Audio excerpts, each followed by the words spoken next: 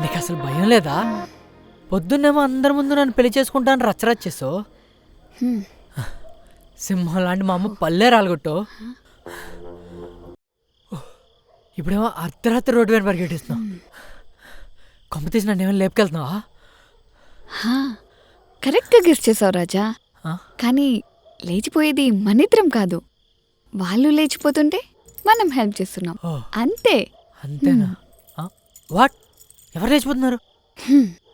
ఉదర్ దేక్. Hi మర్ది.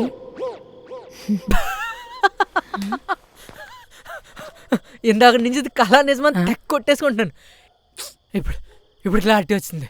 ఇది ఖచ్చితంగా లేరా లేరా లే కుట్టవా? నిజమే. మా అమ్మ కొట్టిన దెబ్బల్లో బుర్రపోయిందండి. ఒరేనయ్య ఏంట్రా ఇది?